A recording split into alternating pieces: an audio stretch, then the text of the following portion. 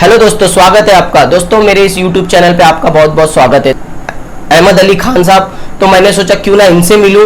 और जो राज ठाकरे जी का बयान आया था अजान के ऊपर, हम चीता कैंप में रहते हैं, हम यहाँ पर भी देखते हैं कि अजान होती है, और हम गवंडी जैसे एरिया में भी देखते हैं, और हम पूरे महाराष्ट्र में देखते हैं। तो मैंने सोचा क्यों ना मैं अली भाई से बात करूं और अली भाई से जानने की कोशिश करूं कि क्या होना चाहिए, क्या ये जो राज ठाकरे जी ने कहा है वो अपनी जगह पे सही है, या फिर मुसलमानों की ही गलती है इसमें जो अजान दे रहे हैं। तो आइए सबसे पहले हम अली भाई से बात करेंगे और अली भाई से जानने की कोशिश करेंगे।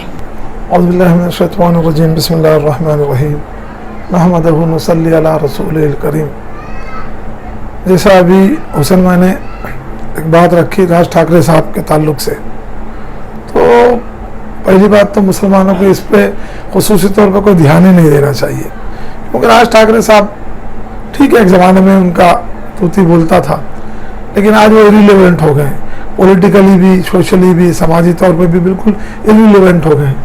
तो अब सबसे आसान है अपने आप को मार्केट में पेश करने के लिए और अपने आप को थोड़ा सा लाइमलाइट में लाने के लिए कि भाई मुसलमानों के खिलाफ कुछ भी बोलो तो ऑटोमेटिक लाइमलाइट में लोग आ ही जाते हैं। तो मुसलमानों को इससे कोई परेशान होने की ज़रूरत नहीं है, कोई रिएक्ट करने की ज़रूरत नहीं है, और उनकी बात को दरगुजर कर दें। महाराष्ट्र गवर्नमेंट उनसे निपटने की सलाहियत रखती है। रहेगी बात लाउड स्पीकर की, तो लाउड स्पीकर का मामला ऐसा है कि सुप्रीम कोर्ट का क्लियर कट ऑर्डर है 2005 का भी, और जस्टिस लाहौती और जस्टिस अशोक भान साहब का, उन्होंने क्लियरली कहा है कि भाई ये हिंदुस्तान जो है एकदम डाइवर्सिफाइड मुल्क है, यहाँ बहुत अलग अलग किस्म के मज़हब के लोग रहते हैं, अजीब अलग अलग सब के समाज के लोग रहते हैं, सबकी ज़रूरियात अलग हैं, लेकिन ये है कि यूनिसिटी इन डाइवर्सिटी वैसा मामला चल रहा है। तो जाहिर बात है कि हम लोगों के मतलब बहुत सारे, ये हिंदुस्तान एक ऐसा, इसको आप समझ जाइए कि एक गुलदस्ता है कि बहुत सारे अलग अलग रंग बिरंगे फूल जो हैं उसको मिला के एक गुलदस्ता तैयार होता है। हर आदमी की अपनी अपनी ज़रूरियात है। रहेगी लाउड स्पीकर की, तो लोग कहते कि भाई पुराने ज़माने में तो लाउड स्पीकर नहीं था। बिल्कुल सही बात है भाई, पुराने ज़माने में लाउड स्पीकर नहीं था, पुराने ज़माने में तो प्लेन भी नहीं थी, पुराने ज़माने में टीवी भी नहीं था, पुराने ज़माने में इंटरव्यू भी नहीं होता था। तो ठीक है साहब, एक काम करते हैं, तो पुराने ज़माने की तरह ख़त लिखिए और कबूतरों के जरिए भिजवाइए। तो ये तो एकदम अजीब सी बात है, लेकिन ये है कि अभी उसको रिएक्ट करना और ऐसे लोगों को मौका देना ताकि उनको मतलब हमारे खिलाफ कुछ करने का मौका मिले। तो मेरी मुसलमान लोगों से गुजारिश है, खुसूसी तौर पे मस्जिद के जिम्मेदारों से, कि इसको कोई रिएक्ट ना करे। और जो ये मुल्क जो है कानून से चलता है। ठीक है कुछ लोग कानून की पासदारी नहीं करते, कानून पर अमल नहीं करते, लेकिन हमको खुसूसी तौर पर मुसलमान भाइयों को कानून पर अमल करना चाहिए। सुप्रीम कोर्ट ने जो ऑर्डर दिया है कि रात को 10 बजे से लेकर सुबह 6 बजे तक लाउड स्पीकर का इस्तेमाल ना किया जाए, और दिन में अगर इस्तेमाल करते हैं तो उसको ऐसा किया जाए कि उसका एक मखसूस उन्होंने बताया है कि इतना डेसिबल होना चाहिए ताकि दूसरे लोगों को तकलीफ ना हो। और इस्लाम तो वैसे भी बड़ा मोहब्बत का, अमन का पैगाम देने वाला मजहब है, तो हमसे किसी और को तकलीफ हो हम तो ये बिल्कुल पसंद ही नहीं करेंगे। तो और ये अच्छी बात है, और ये सब अच्छी तरह जानते भी। आज ही की रिपोर्ट है कि बॉम्बे पुलिस ने रिपोर्ट होम डिपार्टमेंट को लगाई है कि बस मोर देन 75% मस्जिदों ने फजर की अजान जो है लाउड स्पीकर पे नहीं दी है। और ये लाउड स्पीकर तो मजबूरी है, क्योंकि भाई आबादी बढ़ गई है, इलाके बढ़ गए हैं, तो मतलब लोगों को बुलाने के लिए, और क्या बुलाते हैं ना, कोई गलत काम के लिए तो नहीं बुलाते हैं। हय्या अल सलाह, हय्या अल फलाह, आइए नमाज पढ़ने के लिए तरफ आइए, भलाई की तरफ आइए। नमाज का अजान का मकसद क्या है कि अल्लाह की वहदानियत बयान करना, कि भाई अल्लाह एक है, अल्लाह के सिवा कोई माबूद नहीं है, अल्लाह के नबी सल्लल्लाहु अलैहि वसल्लम, अल्लाह के हज़रत मोहम्मद सल्लल्लाहु अलैहि वसल्लम अल्लाह के नबी हैं। और क्या कहता है मुअज्जिन जो अजान देता है, क्या कहता है? आइए नमाज की तरफ आइए, आइए फलाह की तरफ आइए, अच्छे काम की और भलाई की तरफ आइए। इसमें तो कोई गलत हो, अगर जो भी कोई समझदार आदमी है उसको तो ये बुरा नहीं लगेगा। और जैसा कि आपने बहुत से लोगों ने, जो हमारे बहुत से हिंदू भाइयों ने कहा है कि हमको तो दुनिया में सबसे अच्छी आवाज़ अजान की लगती है, चाहे वो प्रियंका चोपड़ा हो। अभी सोनू निगम साहब ने भी अपना टोन चेंज कर दिया, क्योंकि शायद अभी वो दुबई में रहते हैं, इसलिए वो भी कह रहे हैं कि नहीं, ऐसा कोई जोर जबरदस्ती नहीं करना चाहिए, लोगों को समझा के बात करना चाहिए। और मेरी मुसलमान मतलब मस्जिद के ट्रस्टियों से गुजारिश है कि कोर्ट ने जो कहा है कि भाई जितना डेसिबल पर रखना चाहिए, ताकि किसी को, वैसे तो मुझे पता है कि किसी भी मस्जिद में इतनी ज़्यादा आवाज़ नहीं होती कि हमारे जो भाई हैं बरादरान वतन उनको कोई तकलीफ ना हो।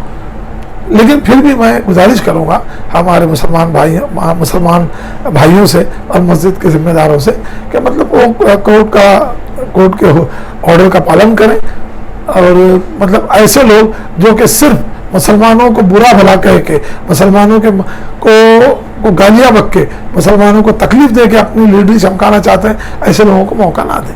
अली भाई, एक सवाल और रहा मेरा आपसे कि जैसे अभी हनुमान चालीसा को लेकर राज ठाकरे जी ने कहा है कि वो हर मस्जिद के बाहर डबल आवाज में बजाएंगे, तो उससे मुसलमानों को कितनी तकलीफ हो सकती है या नहीं होगी? देखिए, ये तो बजाते खुद एक बात है। ये दो समुदाय में, मतलब दो फिरकों में तनाव पैदा करना चाहते हैं। भाई, आपको किसने मना कर दिया हनुमान चालीसा पढ़ने के लिए? अजान कहाँ होती है भाई? मस्जिदों में होती है। आपका भी हक है, आप जाइए मंदिर में, हनुमान जी के नाम पे आप हनुमान चालीसा पढ़िए। और भाई, अगर बहुत शौक है आपको पढ़ने का तो याद करिए ना, जितने लोग देखिए वो किताब लेके पढ़ते हैं, इससे मालूम होता है कि वो शरारत करना चाहते हैं। लेकिन मुझे पूरी उम्मीद है जो महाराष्ट्र विकास आघाड़ी की हुकूमत है वो ऐसे किसी भी शरारती अनासिर को कोई मौका नहीं देगी, ताकि वो मतलब बम्बई का, महाराष्ट्र का और खुसूसी तौर पे मुंबई का जो अमन अमान की सूरत हाल, जो कि सारे हिंदुस्तान में परेशानी चल रही है, लेकिन अल्हम्दुलिल्लाह मुंबई में देखिए कोई परेशानी नहीं है। लेकिन पूरी उम्मीद है हमें कि हमारे मुसलमान भाई भी उस बात को रिएक्ट नहीं करेंगे। वो हुकूमत का काम है, हुकूमत उनसे निपटेगी। हमको उनके किसी भी बात का जवाब भी नहीं देना चाहिए। अगर वो पढ़ते हैं तो हुकूमत देखेगी। अली भाई, एक और बात ऐसी है कि 2014 में बीजेपी की सरकार इंडिया में आती है, क्योंकि वो सबसे ज्यादा सीट लाए तो उनकी सरकार बनी। उससे पहले अगर हम लोग महाराष्ट्र में रहते हैं, आपका पूरा बचपना गया महाराष्ट्र के अंदर, मुंबई के अंदर, चीता कैंप के अंदर।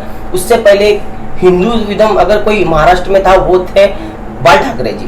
बाल ठाकरे जी भी कभी अजान और नमाज के ऊपर, ठीक है, वो अपने हिंदू भाइयों लोग को लेकर एक तरफा इसलिए हो गए क्योंकि वो चाहते थे कि एक मजबूती आए, जॉब मिले। मगर आज उनके ही पार्टी के जो लोग हैं वो कोशिश तो कर रहे हैं कि जॉब मिले और इस सब से हट गए हैं। मगर बीजेपी जब से 2014 में पूरे देश भर में आई है, उन्होंने एक ही काम किया है कि किसी भी तरीके से उनका जो वोट बैंकिंग है, जैसे कांग्रेस को कहा जाता था कि मुस्लिम लोग का वोट बैंकिंग बनाती है ये एक तरफा करके, तो क्या आज वही सेम चीज बीजेपी नहीं कर रही है, हिंदुओं को भड़का के अपनी तरफ लेने के, क्योंकि ताकि वो वोट ले सके और ये राज चला सके उनका?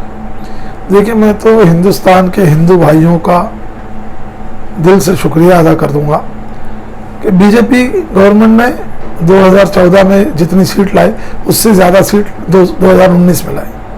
लेकिन आप देखिए उनका वोट का परसेंटेज क्या है। पहले 33% था, अभी कुछ 36% है। यानी आज भी हिंदुस्तान का 64%, 65% हिंदुस्तानी जो है बीजेपी के खिलाफ है। अब यह है कि हमारे जो अपोजिशन के जो वोट हैं वो बटे हुए हैं।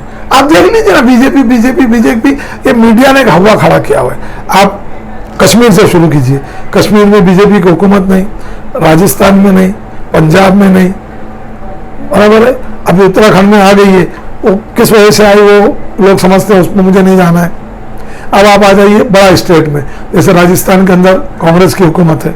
आप छत्तीसगढ़ में देख लीजिए, बीजेपी की हुकूमत नहीं है, कांग्रेस की हुकूमत है। मध्य प्रदेश में कांग्रेस की हुकूमत थी, लेकिन कांग्रेस वाले अपनी हुकूमत को नहीं बचा सके, तो उसमें बीजेपी का कोई कमाल नहीं है। आप कर्नाटक में देख लीजिए, कर्नाटक में कांग्रेस और जनता दल की हुकूमत थी, ये लोग अपनी हुकूमत नहीं बचा सके, तो उसमें बीजेपी का कोई कमाल नहीं। अब आइए आप बंगाल में देखिए, बीजेपी की हुकूमत नहीं। अब आ जाइए साउथ की तरफ, ना कर्नाटका में तो मतलब कांग्रेस की और जनता दल की आपसी लड़ाई की वजह से उनको मौका मिला। तेलंगाना में बीजेपी 0 है, तमिलनाडु में 0 है, आंध्रा में 0 है, केरला में 0 है, और कलकत्ता में तो बंगाल में तो उनकी हुकूमत है। बीजेपी का जो हाल हुआ आप तमाम लोगों ने देखा। आप देख लीजिए, छत्तीसगढ़ में बीजेपी की हुकूमत नहीं है, झारखंड में बीजेपी की हुकूमत है। यानी मालूम है वहां के नियर अबाउट 75% हिंदुस्तान में बीजेपी का ही नहीं है। लेकिन मीडिया ने कैसा हुआ खड़ा कर दिया कि पूरे हिंदुस्तान में बीजेपी छा गई। अरे नहीं भाई, ऐसा कुछ भी नहीं है। ये है कि अपोजिशन के जो लोग हैं, हज़्ब मुखालिफ के जो लोग हैं, वो लोग इकट्ठा नहीं हो पा रहे, इसलिए बीजेपी को मौका मिल रहा है। और बीजेपी का आप देख लीजिए ना, हम हिंदू मुस्लिम की तो बात कभी कर ही नहीं सकते। आप हिंदुस्तान में 1000 साल मुसलमानों का राज देख लीजिए, क्या कभी हिंदू मुस्लिम फसाद हुआ उस दौर में? नहीं हुआ। ये जब से पॉलिटिकल क्लास एक अजीब सी पॉलिटिकल क्लास है, ये पता नहीं इनको क्या अच्छा लगता है। अरे भाई किसी की भी मौत हो, चाहे मेरे हिंदू भाई की हो मुसलमान की हो, एक आदमी का घर बर्बाद हो जाता है। अगर किसी का घर जलता है, चाहे हिंदू का हो चाहे मुसलमानों का हो, लेकिन एक घर बर्बाद हो जाता है, वो लोग तबाह हो जाते हैं। तिनका जोड़ के गरीब आदमी अपना एक आशियाना बनाता है, और शरारती लोग, दोनों तरफ के शरारती लोग फसाद करते हैं और उसका घर बर्बाद हो जाता है। जलने वाला, जिसका घर जलता है या जिसके घर में मौत हो जाती है, वो एक इंसान है, मजबूर इंसान है, मजलूम इंसान है। उसका कोई जात पात मत देखिए, अब ये देखिए कि उसका घर बर्बाद हो गया, दूसरों को क्या फर्क पड़ रहा है, दुनिया चलते रहती है। तो हिंदू मुसलमान के चक्कर में नहीं जाना चाहिए हम लोगों को। और हमारी भी जिम्मेदारी है, खुसूसी तौर पर मुस्लिम भाइयों की, कि हम लोग इस्लाम का सही रुख हमारे बरादरान वतन तक पेश करें कि इस्लाम जो है ये लफंगेबाजी का नाम नहीं। इस्लाम का तो मतलब, लफ्ज इस्लाम के मानी है सलामती के, सिक्योरिटी के, पीस के। लेकिन हम, शायद हमारी गलती है कि हम लोग बरादरान वतन तक अपनी बात को नहीं पहुंचा सके। और ये बीजेपी की गवर्नमेंट में तो सभी लोग देख रहे हैं इसमें क्या कहना, क्या तमाशा चल रहा है। आप देख लीजिए, हुकूमत भी पता नहीं आंखें बंद करके बैठी हुई है। अभी वो 2002 में जो फसाद हुआ था, अटल बिहारी वाजपेयी साहब ने जो एक वहाँ के सीएम साहब को जो एक नसीहत की थी कि राज धर्म का पालन होना चाहिए, क्योंकि राजा का ये फर्ज बनता है कि वो तमाम अवाम को, अपनी रियाया को एक निगाह से देखे। उसकी नज़र में किसी कोई जात पात नहीं होती।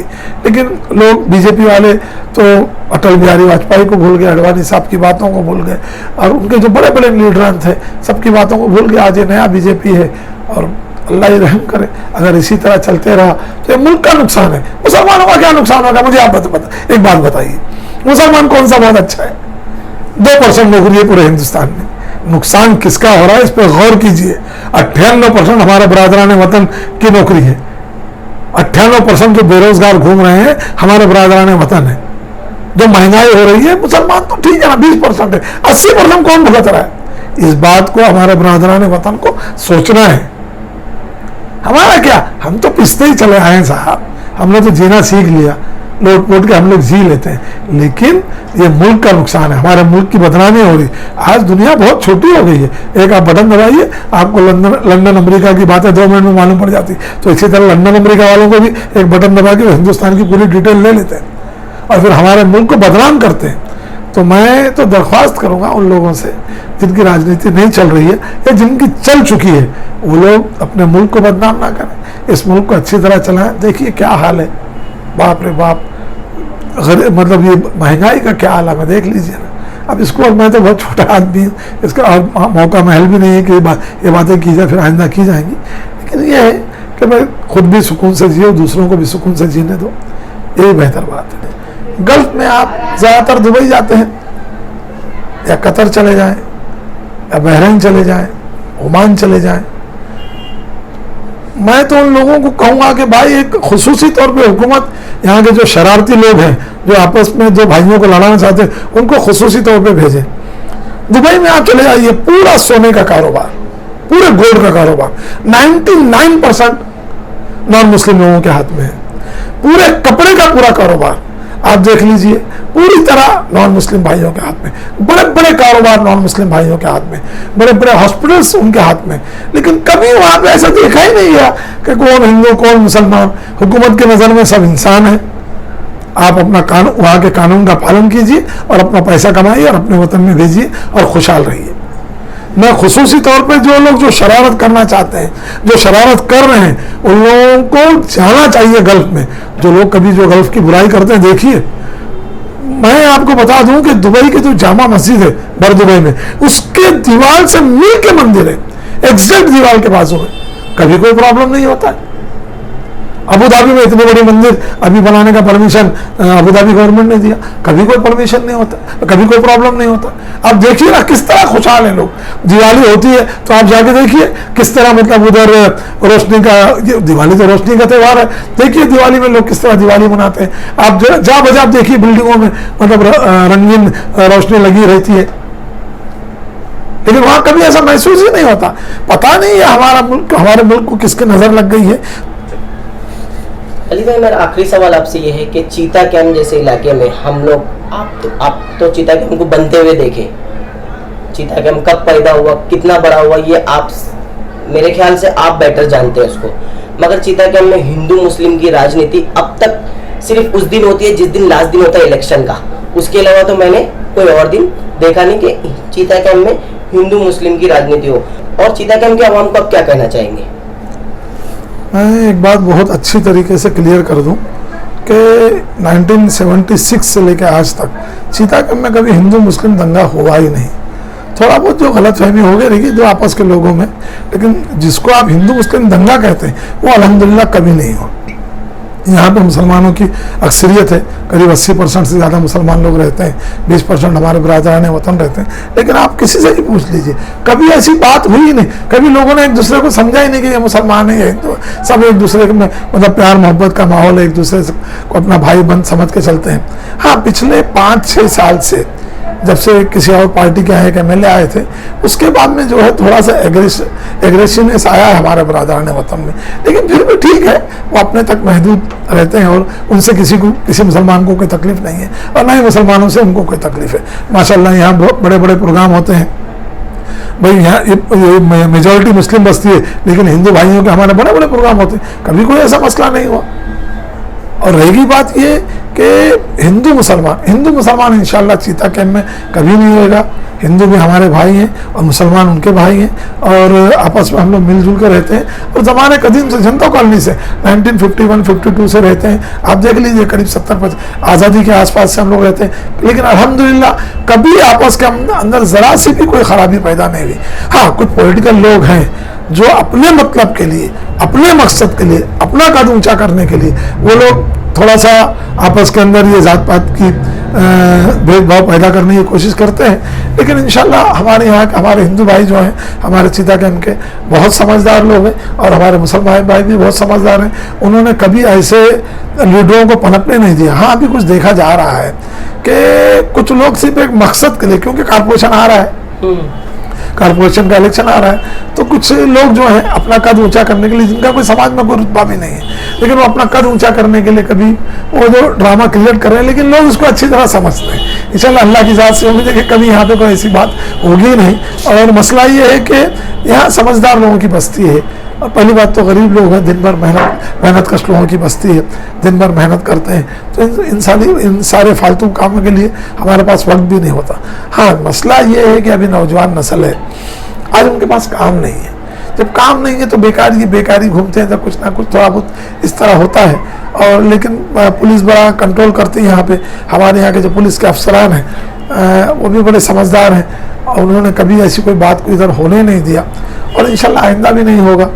और अल्लाह की ज़ात से उम्मीद है कि कभी ऐसी कोई बुराई की बात यहाँ पैदा नहीं होगी। शुक्रिया अली भाई। दोस्तों, मैं आप तमाम जितने भी जो इंडिया से बाहर गल्फ कंट्री में रहते हैं उन तमाम लोगों से रिक्वेस्ट करूंगा कि अली भाई की बात को सुनकर आप जरूर मेरे कमेंट सेक्शंस में जाके इस बारे में जरूर आप कमेंट कीजिए और बताइए कि इंडिया में क्या जो हम सोचते हैं कि कुछ लोग की सोच ऐसी होती है कि बाहर देश में हिंदुओं के ऊपर ज्यादा जुल्म होता है, जैसे अली भाई ने बताया कि मंदिर और मस्जिद एक साथ है, तो क्या वहां पर कोई प्रॉब्लम फेस करेंगे? आप जरूर हमें कमेंट कीजिए। और अली भाई, हम आपसे दोबारा जब बात करेंगे तो कॉर्पोरेशन के ऊपर जरूर बात करेंगे इंशाल्लाह जरूर। तो शुक्रिया दोस्तों मेरे साथ में जुड़ने के लिए। आगे तमाम देखते हैं कि क्या राजनीति होती है अजान और हनुमान चालीसा के ऊपर, उसके ऊपर भी हम जरूर आपको अप टू डेट करते रहेंगे। शुक्रिया दोस्तों मेरे साथ में जुड़ने के लिए, धन्यवाद।